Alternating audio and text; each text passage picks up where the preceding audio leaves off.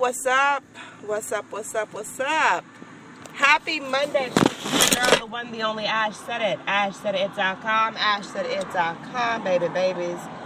Yes, it is a Monday. We are getting our workout in, on, and done and through. Why? Because we're boss chicks with it. All right. We make magic happen daily. Black girl magic is in effect. AshSaidIt.com is black girl magic. Yes, every day, all the days. Yes, babies. Okay, so I woke up this morning and I just looked at my hair and I said, I just love my hair. I love my Sisterlocks. Team Natural. The only thing that I wish that I would have done quicker was to actually hear and know about Sisterlocks sooner. Because this is the best hair decision that I've ever made. I've said it before and I'll say it again. This is the best decision I've ever made for my hair. I love my Sisterlocks. I absolutely, positively love them. And there's nothing else that I would much rather do because I just love them so much. Just love them. Love them so much. My Sisterlocks, they be the bomb diggity. They be the bomb diggity. I just love the way that they grow. I love the different stages that they go through. I just love everything about them. I love them way more. Yeah, I just said it way more. I love them way more than I did when I had traditional locks. Because Sisterlocks are so much better. They're so versatile. I can curl them. I can get cute little spiral curls now. It's just amazing. I love them. I love them. I love them. I love them.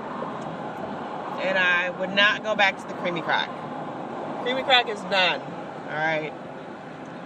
Creamy crack is done. And when I talk about creamy crack, I'm talking about relaxers. Now, it took me a long time to get to this place of understanding my hair and allowing my hair to do what it naturally does. And even though I have Sisterlocks and I love it, and it's definitely a management system for my hair still does whatever the hell it wants to do. My Sisterlocks, they pretty much run the show. I just kind of go with the flow, but they just go with it. They just do whatever. But I don't know. I think back to, it's hard for me to even think back to before my hair was natural. And I will never forget back in 2004 when I told my beautician, I said, just, cut it off, go to the big shop. She said, okay. She's like, Ashley, I'm going to tell you now when I started cutting. Shout out to Shannon Davis, Food Hair Salon. All right, Food Hair Salon. She's right there off of Highway 78. She's still there in the plaza. I see you, Food. Family owned and operated. All right, that's what Food stands for. But yeah, so she said, Ashley, you want to do this? I'm with you. But what you have to understand is when I start cutting, I can't stop. Gotta just go ahead and finish what I started. I said, Shan, I understand. I know it. Let's do this.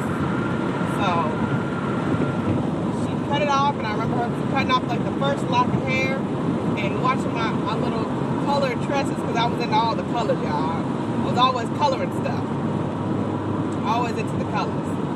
And I see just locks of my hair falling to the floor and the color being cut out, and I was like, oh, this is reality.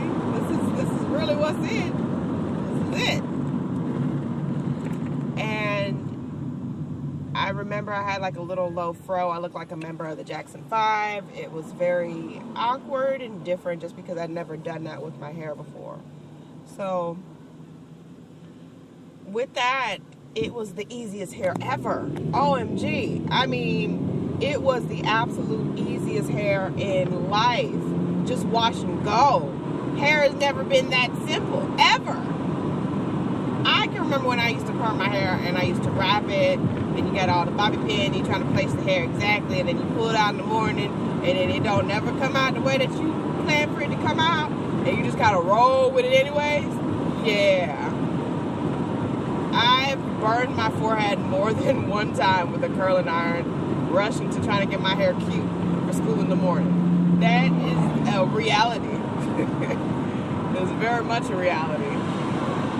So, being able to just wash and go was the easiest thing in life. Oh my gosh, that was so simple. I loved it. I loved it. Now the problems came into play when the hair actually started to grow. That's where the real issues came into play, because I was like, oh snap, crackle pop, this is some bull. This is not part of the plan. It's not easy anymore.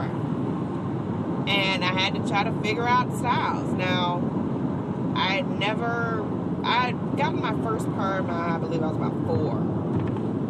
And it's just because my hair was just so unruly. My mom had issues trying to keep up with it. And you just do what you can. You don't know any better. So it's like, find a way of managing it. And that was it for me. But I'm going to tell you, when that hair started to grow, after a while, it's just, wetting it can only do so much. Combing, oh my gosh, I can't tell you how many combs this hair has destroyed. Combs, brushes, separators, detanglers, all of that. Oh my goodness. It was just bad. It was just really, really bad. I'm not going to lie about it. I'm just going to put it out there. My hair is unruly. My hair is very coarse. It's a very tight coil. And I love the fact that my hair does that, because I'm able to have beautiful Sisterlocks because of that hair. When people say, oh, well, she got good hair, well, you're implying that someone else has bad hair. And I don't agree with that. I think we all have unique hair textures, and our curl patterns are completely different. So everyone's curl pattern is different, but we're all beautiful, and I want us to embrace that more. So I get irritated. I get very, very irritated when people talk about good hair and all this stuff. Well, you're implying that someone has bad hair. How about we all just have unique hair? We all have hair. Everyone's hair is beautiful in its own way. And understanding that is the big part of it. And my journey, I'll say a good decade of figuring out what the heck I'm doing with this hair. I spent a good decade understanding my hair, because I had never done it before. I'd always forced it to be straight. Chemical burns, I still got some scarage on my scalp. I'm confident of that. I can feel and tell you certain spots in my head where I done got some bad chemical burns from a relaxer. Bad chemical burns. But my hair was smooth that month. Ooh, it was so silky smooth. Till that 6-week mark come up. Oh, yeah. That's the type of stuff I'm talking about. That's it. But yeah, it was understanding my hair, and it took me a long time and a lot of money on products that promised to do X, Y, and Z to your hair. And I had this unrealistic expectation for my hair. And that is where I got disappointed. I spent out hundreds of dollars on products, sent away for stuff, Miss Jessie's, Carol's Daughter, curls, all these different products, and so many more that promise to relax your natural tresses so your hair will lay down perfectly. And I had this expectation. Don't laugh, y'all. I'm serious about this. I'm so serious. I wanted my hair to lay down like Tia and Tamara Mowry from Sister Sister. Yeah, I wanted my hair to lay down like theirs. But I did not have the understanding that my hair, my curl pattern, my textures were different from theirs. It's different. Not better or worse, but just different. So my hair would never be like their hair. I could try to force it, and I could put a weave in and, call it a day. But my hair would naturally never be like theirs. And it just, a light bulb went off one day and was like, your curl pattern is completely different from anyone else's here. I've got several different textures in my head. Several different curl patterns in my head. Like the middle of my hair is different from the top or the nape of my neck. It's just, there are just so many different curl patterns that are in this head. And with them being so different, it's difficult to find like a one-size-fits-all thing. So while I was working in corporate, they don't want to see no afro. They don't want to see no natural nothing. And I refuse to perm my hair. I refuse it. I am thankful and I'm glad that I did not go back to the crack. The creamy crack, the relaxer. Yeah. I'm thankful that I did not go back to that stuff because I just wasn't in that place to deal with that.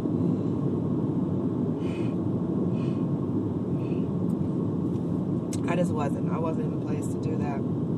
So I got several sew-ins which were uncomfortable. I did not like the fact that I could not touch my scalp, or if you had an itch or a scratch, you had to get like a bobby pin and stick it all in between the hair and the weave and all that stuff. I wasn't a fan of that. Didn't love it. Hair looked okay, but I knew that it wasn't me. I let the Dominicans blow it out a couple of times. That was interesting enough. Burned the hell out of my scalp. Probably about as damaging as a perm, maybe not, maybe more. I don't know. That and then the pollution from your smoke, because when they're blowing your hair out, like, it's literally like, it's smoke that's coming from your head, and you're inhaling that. So, like I said, that couldn't have been good for anybody. And when I finally left corporate, because I was doing braids for a while too, I just kind of kept braids in because it was easier to manage. It looked corporately acceptable. I will never forget, there was 1 week in between me getting my braids where I couldn't get to the person that did my hair. So I was like, well, I'll just rock it out. I'll just rock out the afro. And I tell you, when you're in corporate and you're the only black person and you come to work with an afro, oh my gosh. When I tell you, these women went ballistic in their own mind. Like, they thought like I was like trying to rebel or something. They came up to me. There that whole week, like, my supervisor came up to me several times, like, Ashley, is everything okay? Is everything all right at home? I was like, yeah, everything's going well. What's up? Okay, just want to ask, if everything was okay. If you're stressed, are you stressed, Ash? Is everything okay at home? You can talk to me. You can talk to me, right? Yeah. Was I supposed to? I mean, they didn't know how to deal because they thought maybe I was like trying to like silent protest or something. I don't know what they thought, but they freaked the hell out when I came up there with that afro. And it was neat. I made sure I picked it out every morning, and I had a little, little spritz, little detangler and stuff that I'd spray on it and pick it out. But they freaked the F out, y'all. They freaked out so bad. If I could have had a video camera film all the reactions that I got, not even just verbal ones, just non-verbal, they're just looking like in sheer horror, like, oh my gosh, black woman is going to take over. No, it's nothing like that. It's a hairstyle. Why are you freaking out? But I digress. So, went through that phase, left corporate, and I did the weave thing a little bit more because it was kind of versatility. I could play with the looks a lot more and play around with color without actually damaging my hair. So I played around with that with a little more. And then I was like, you know what? Why not just do dreads? Why not? Why don't I interlock my hair? Never done that before. I'm not in a corporate job. They can't discriminate against me. Why not? So I did that. And I absolutely, positively hated my hair for the first 6 months, I'll say. Absolutely. Now, the person that did my hair was very unprofessional, but she was offering a deal. And, sometimes we're just a sucker for a deal. And just because it's a deal doesn't mean that it's going to be beneficial to you. She parted my hair, y'all, and I looked like Hellraiser's grandchild. Like, there was so much space in between the locks, and I just looked like a bald-headed baby. I just looked crazy as hell. And I tried to dress it up. I tried to put little clips in it. It was just so sad because there's nothing I could do to really fix it until the hair started to grow. Now, when the hair started to grow and fill in and get long and get some length to it, then it was cute. Then I started to really embrace it and love it. But prior to, she really messed me up, y'all. She really messed me up. And I'll just say that. She messed me up. Now, I thought for a while that I was my own cosmetologist. I went to the website, got the nappy lock tool, started locking my own hair. I was like, oh yeah. Started tightening at the root, all that. But even though I was tightening at the root, I wasn't palm rolling the body of the hair. And so it would have this poofy effect going on. And I was like, oh crap, this poofy effect is going on. But so the poofy effect was going on, and my roots were straight, you know what I'm saying? They were tightened perfectly. But the poofy effect was going on. Yeah, the poofy effect was going on, but I still kind of roll with it, and I decided that I was going to color it. And I colored it a couple of times. Color kind of didn't stay. It just kind of came and went. And I was like, what to do. I was like, well, and I was doing colors like auburns, burgundy, and they would eventually just kind of fade out, usually within like a month or so. And I was like, if I do an overly dramatic color, maybe I'll get the actual effect that I want. It won't be that bright, but I'll get the effect. Well, I did that, y'all. I did that. And I decided on honey blonde. Because I figured, honey blonde, my hair is very dark. It's not going to get honey blonde. If anything, I'll get the auburn color that I've been trying to get. Sorry. If anything, I'll get the auburn color that I've been trying to get for the longest. So, I do the honey blonde, y'all. And I may have let it stay on a little bit longer than I needed to let it stay on. And I washed it out, and it looked like my head was on fire. It looked like my head was on fire. I was like, oh my gosh, I'm a blonde. This is crazy.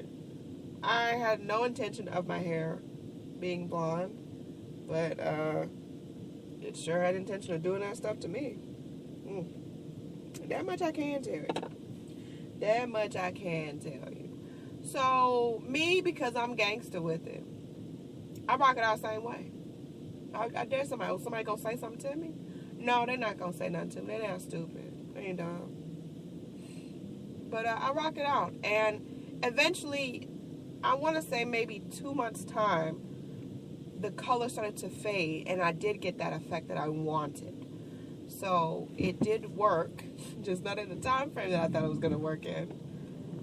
And I hadn't realized that I had damaged my hair so severely. Like, I was getting split ends, locks were falling out, and I knew that was because I was my own cosmetologist, essentially.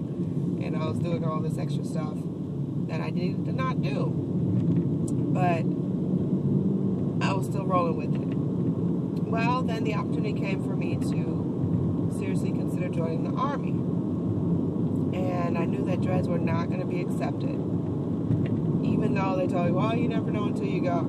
The last thing I wanted was to give someone power over me and the right to shave my head. I definitely did not want that. Okay, what are you doing? What are you doing? People on the road are so freaking stupid. I'm letting this asshole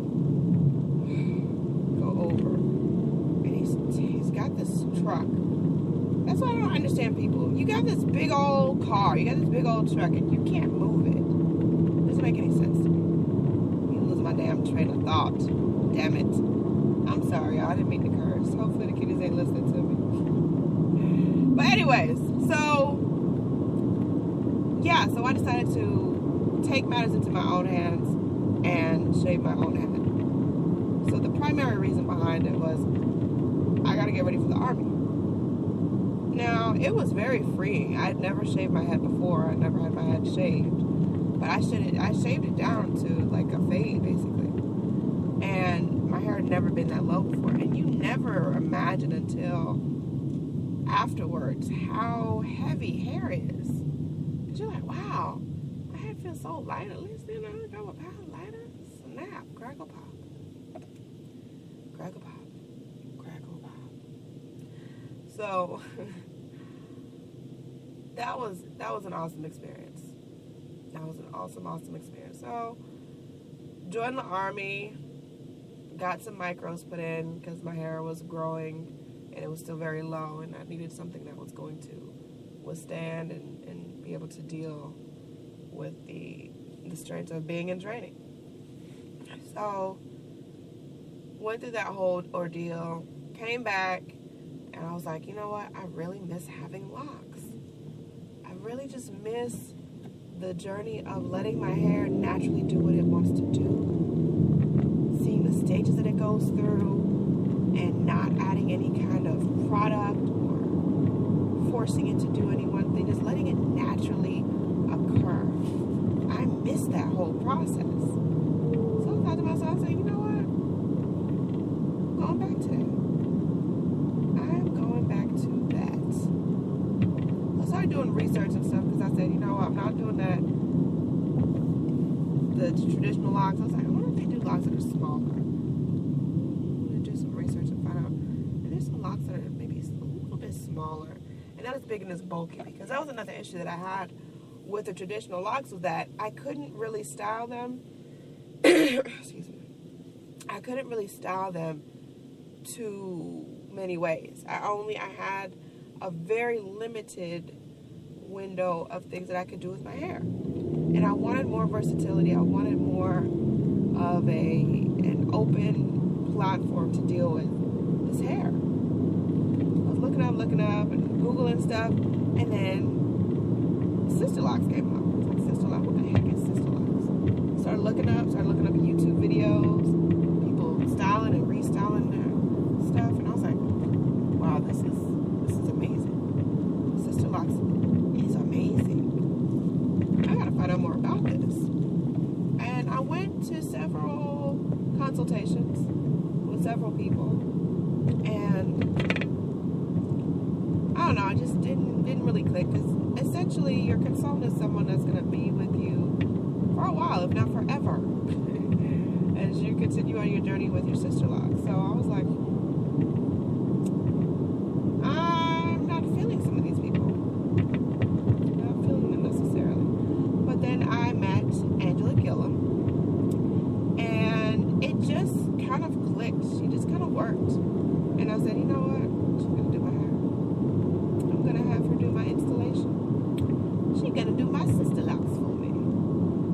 And I was so excited. It was just about to be my birthday weekend, and I got to her, and she called me 2 days before the install. And she was like, she's in the hospital, she's having health issues. I was like, no, Angela, no, be okay, please be okay. I said, you know, at the end of the day, I just need for you to be all right, because, you know, that goes before any hairstyle, any styling, whatever. You need to be okay. So she didn't do my hair, so I ended up going and getting back braids again, which I hated. And I never forget the last time I went to go get braids, the woman told me, oh, you need to get a perm before you come next time. I was like, okay, look, heifer, that's the whole reason that I'm coming to you for braids, so I don't have to get a perm. That's what this whole thing is about. I guarantee you that's what it's about. But yeah, so a couple months go by, and I kind of wean off of the whole Sisterlocks thing, because I was like, well, Angela can't do them. And then when she did get well again, her schedule was jam-packed with stuff, and I was just like, this is just craziness. So I kind of forgot about the Sister. Well, not necessarily forgot, but I kind of grew a little hopeless of me getting Sisterlocks, because I was like, well, Angela can't do them. And I really want them done, but I don't see how it's going to get done. So time goes on, and I basically just keep getting braids because I didn't know how else to manage my hair. My hair was long, and I was tired of cutting it. Yeah, but I just didn't know. I was just in an in-between state. I didn't know what to do with it. My hair does not do well on its own. Just naturally free-flowing, it does not do well. It needs some kind of management going on with it because it just does not do well on its own. It just doesn't. It's hard. It's difficult to deal with, and it's just not a fun time. So I knew I had to do something. So I went to the post office one day, and I think I was picking up a package. And there was a woman in front of me that had the most beautiful Sisterlocks I'd ever seen. Like, I'd seen a lot of people on YouTube, but this woman's Sisterlocks were perfect. Like, they fell just at the right length. The textures, the locks themselves just looked just so well crafted. Like, I can't even describe it. I was just like, just enthralled by it. I was like, oh my gosh, I cannot not talk to this lady. So I tapped her on the shoulder. I said, excuse me, miss, your Sisterlocks are beautiful. Who is your Sisterlock consultant? And when I tell you, this lady, like, cheesed up from ear to ear. And she said, oh, this sweet little lady named Angela Gillum in Snellville. Oh my gosh. Oh my gosh. She was supposed to do my Sisterlock and she got sick. And the lady turned to me, she said, girl, you better go on and get you your installment date. Go and wait on Angela. She is the deal. She is the boss. She is kingpin. All right? You need to go and don't play these games, girl. You're going to be mad at yourself. I said, all right. All right. I'm going to go and hit her up. She said, yeah, girl, go and hit her up and let her know. Let her know. And the rest, they say, is history. So that's my little tidbit. And I just love my hair. I love my Sisterlocks. I would never want to do anything else with this hair because I've done it all. I've done a little bit of it all. To this hair, in this hair, with this hair. I've done it. It is what I've done. So that's where we're at. That's what things are going. I hope that you guys have a wonderfully fantabulous, beautiful Monday, peeps. I love y'all to pieces. Thank you for supporting the movement, which is ashsaidit.com.